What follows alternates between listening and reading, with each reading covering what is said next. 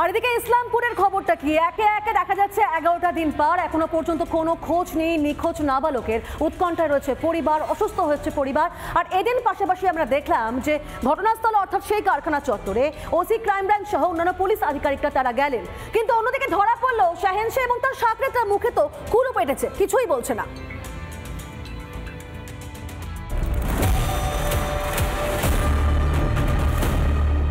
দিন গড়িয়ে রাত, রাত গড়িয়ে সকাল, এভাবেই কেটে যাচ্ছে একের পর এক দিন। কিন্তু মহেশতলায় নৃশংস অত্যাচারের শিকার সেই নাবালকের খোঁজ এখনো মিলছে না। উৎকণ্ঠা বাড়ছে পরিবারের, ছেলের চিন্তায় নাওয়া খাওয়া ছেড়ে দিয়েছে মা বাবা।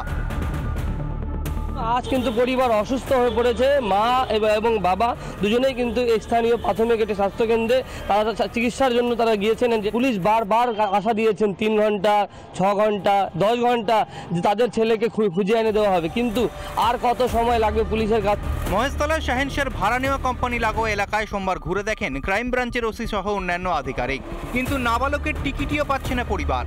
ঘটনায় গ্রেফতার 5 জনকে মুখোমুখি বসিয়ে জেরা করতে চাইছে পুলিশ।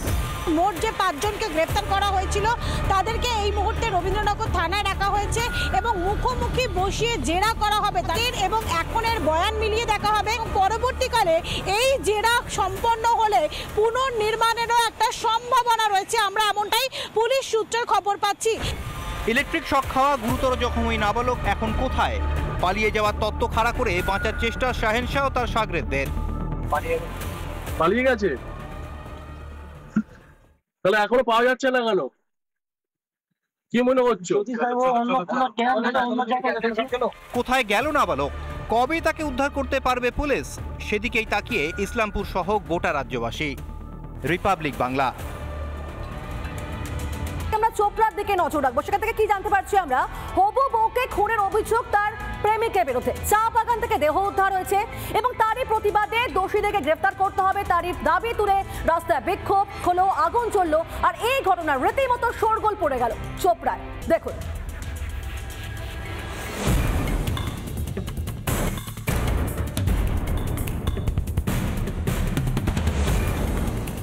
প্রেমিকাকে খুনের অভিযোগ প্রেমিক সহ তার পরিবারের বিরুদ্ধে। দোষীদের শাস্তি দাবিতে এভাবেই রাস্তা অবরোধ করে বিক্ষোভ চলল উত্তর দিনাজপুরের চোপড়ায়।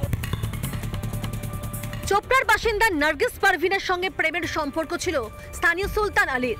নার্গিসের পরিবারের দাবি বিয়ে ঠিক হয়ে গিয়েছিল দুজনের। মোটা টাকা পৌঁছায় সুলতানের পরিবার, অগ্রিম 3 লক্ষ টাকা দেওয়া হয়। আচমকা এই রবিবার বিকেলে নিখোঁজ হয়ে যায় যুবতী। পরে রক্তাক্ত অবস্থায় দেহ উদ্ধার হয় তার।